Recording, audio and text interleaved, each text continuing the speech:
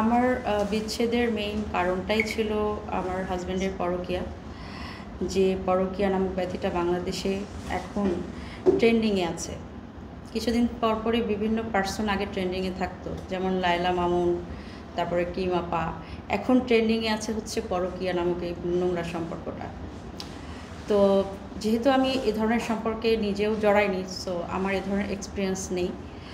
তবে আমার মতে বিবাহ হচ্ছে একটা পবিত্র সম্পর্ক। এই সম্পর্কে আবদ্ধ হওয়াই উচিত অনেক চিন্তা ভাবনা করে। কারণ আমরা যারা মুসলিম, আমরা বিয়ে বিয়ে করব, আমাদের সংসার হবে, বেবি হবে, ঠিক আছে, কিন্তু এটা মাথায় রাখতে হবে যে পরকীয়া নামক এই নোংরা সংসারে জড়িয়ে একটা নারীর লাইফ নষ্ট করা বা একটা বেবিকে তার বাবা মা থেকে আলাদা করা।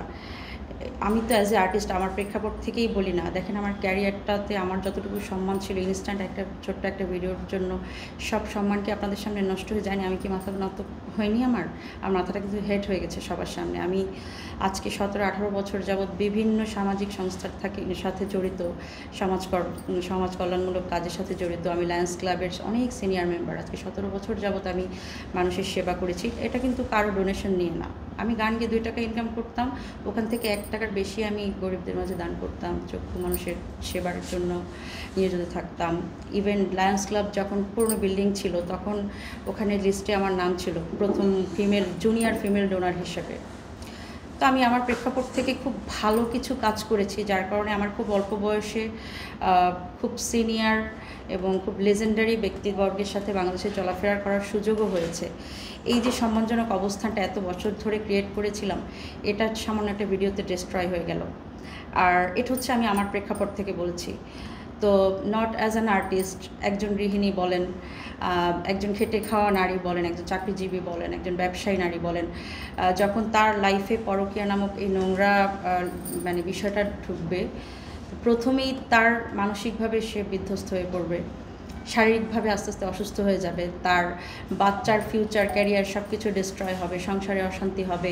একটা পর্যায়ে একটা মেয়ে মানুষ বা একটা ছেলে মানুষ একাকিত্ব বরণ করে নেয়। যেমন দেখেন, আমার হাজব্যান্ডের পরকীয়ার কারণে এত বড় একটা কষ্ট পেয়েছি। সবার আগে আমার সম্মান চলে গেছে। আর শিল্পী হিসেবে সম্মানটা অনেক বড় ইম্পর্টেন্ট। আমি শুধু টাকা কামাই না, আমরা সম্মানও কামাই। হ্যাঁ, তো এটা চলে যাওয়াতে আমি নিজেই ব্যক্তিগতভাবে, মানসিকভাবে অনেক চিন্তা ভাবনা করে ডিসিশন নিয়েছি আমি আর লাইফে কোনো রিলেশনশিপে জড়াবো না, বিয়ে শাদিও করবো না। এটা আমার ব্যক্তিগত পছন্দ। জানি হয়তো অনেক কথা বলবে, এবং এটা কখনোই চেঞ্জ হবে না। তো দেখেন, এটা কিন্তু একটা ইয়াং মেয়ে মানুষের জন্য অনেক কষ্টের। আমার লাইফের মাত্র 25-26 বছর বয়স, হয়তো বা 80% বয়স তো পড়েই আছে। একটা মেয়ে মানুষ হিসাবে আমার ছোট একটা 4-5 বছরের বাচ্চা নিয়ে আমি কিভাবে সারভাইভ করবো, সেটা একমাত্র আমি জানি। একটা মায়ের জায়গা থেকেও আমার কাজ করতে হবে বেবির জন্য, একটা বাবার জায়গা থেকেও কাজ করতে হবে।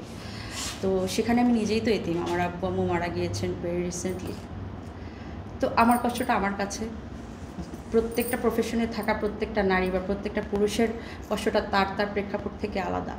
আর এই পরকীয়া নামক এই যে নোংরা সম্পর্কটা, এটা এত ব্যাপকভাবে বাংলাদেশে ছড়িয়েছে এবং এর যথেষ্ট কারণ আছে। প্রধান কারণ হচ্ছে মোবাইল, ইন্টারনেট, বিভিন্ন ডিভাইস, যেগুলোর মাধ্যমে সামাজিক যোগাযোগ মাধ্যমগুলোতে এত ইজিলি মানুষের বউয়ের বান্ধবীর বান্ধবী, ছোটোবেলার বান্ধবী, দেশের বাইরে ফরেনারদের সাথে যোগাযোগ করতে পারছে, যে যোগাযোগ ব্যবস্থা তারা আগে কিন্তু এতটা স্ট্রং ছিল না। তো এই ফেসবুক, ইউটিউব থেকে আসলে খুব একটা কিছু হয় না, কিন্তু ফেসবুক বিশেষ করে এই ইন্টারনেটের মাধ্যমে যেই যোগাযোগ মাধ্যমগুলো তৈরি হচ্ছে, অনেক ডেটিং অ্যাপ আছে, এইগুলোর কারণেই কিন্তু মূলত পরকীয়াটা বেড়ে গিয়েছে। আর আরও একটা কারণ হচ্ছে